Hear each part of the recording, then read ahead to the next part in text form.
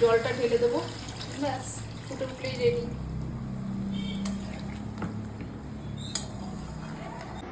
নমস্কার, আপনাদের প্রিয় মল্লিকা দি চলে আসলাম। সানডে স্পেশাল কিছু রান্না হবে, তার জন্য কাটাকুটি হচ্ছে।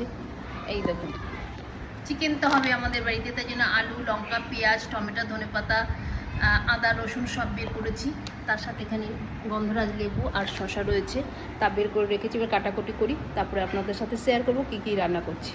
এদিকে ঝপ করে কাটাকুটি করে এসে এবং আলু ভাজিয়ে দিয়েছি, চিকেনের আলু। চিকেনটা ভাজা মশলা, নুন, হলুদ আর একটু তেল দিয়ে ম্যারিনেট করে রেখেছি। মশলা আদা, কাঁচা লঙ্কা, ধনেপাতা, টমেটো আর রসুন পেস্ট করে রেখেছি। স্যালাডের মধ্যে পেঁয়াজ আর হচ্ছে গন্ধরাজ লেবু আর হচ্ছে শসা কেটে রেখেছি। এটা শসাটা ব্রেস্টটার জন্য যাবে, চিকেনের জন্য মাছ আছে, মাছ রান্না করবো না, কারণ কালকের তরকারিও রয়ে গেছে। রোজ বেশি বেশি রান্না করে সেটা থেকে যায়। চিকেনটা এবার রেডি করছি। আলুটা লাল লাল করে ভেজে নিচ্ছি, ওর মধ্যেই পেঁয়াজের ব্রেস্টটার সাথে আর চিকেনটাও একটু ভেজে নিচ্ছি। ভেজে চিকেনটা রান্না করলে ভালো লাগে, যেহেতু আলুটাও একটু ভাজা হচ্ছে, সাথে চিকেনটাও একটু ভেজে দিই। তারপরে মশলা তো রেডি আছে, মশলাটাকে ছেড়ে দেবো। কিছুক্ষণ ভেজে নেওয়া হলো, চিকেনটা আলুর সাথে ব্রেস্টটার সাথে ভেজে নেওয়া হলো। এবার মশলাটার সাথে অ্যাড করে দেবো। খানিকটা ছিল মানে এখানে মেখেছিলাম এই পাত্রটার মধ্যে মশলা দিয়ে, ভাজা মশলা দিয়ে, সেই জলটা দিলাম, সাথে মিক্সি বলে যে মশলাটা ছিল সেটা দিয়ে দিলাম। এবার কষবো।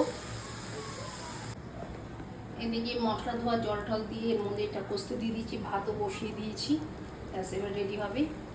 আর এদিকে দেখুন কি সুন্দর হাওয়া আসছে, বেশ ভালো লাগে খেতে। এই পাম গাছের হাওয়াটা বেশ ঢুকে, গলি দিয়ে রান্না করতে বেশ অন্যরকম লাগে।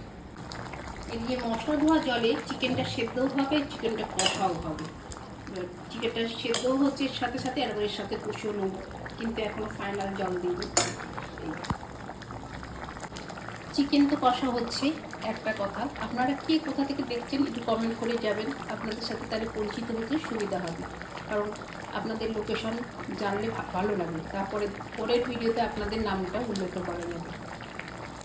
এদিকে চিকেনটা প্রায় কষাও হয়ে গেল, এদিকে ভাতটাও রেডি হয়ে গেল। চিকেনটার মধ্যে আলুটা দিয়েছি, কারণ চিকেন তো খুব ফাস্ট গলে যায়, আলুটা বেশ ভালো করে গলে যাবে, এর জন্য খেতে ভালো লাগে। মাংসের আলু খেতে পছন্দ করে বাংলাদেশের সবাই, এর জন্য এইভাবে দিলাম। বেশ হয়ে গেছে একদম কষা, গা থেকে তেলও বেরোতে শুরু করে দিয়েছে। এবার জল ঢেলে দিলে একটু ফুটে গেলেই এমনি খাওয়া যাবে, কষা মাংসই ভালো লাগে।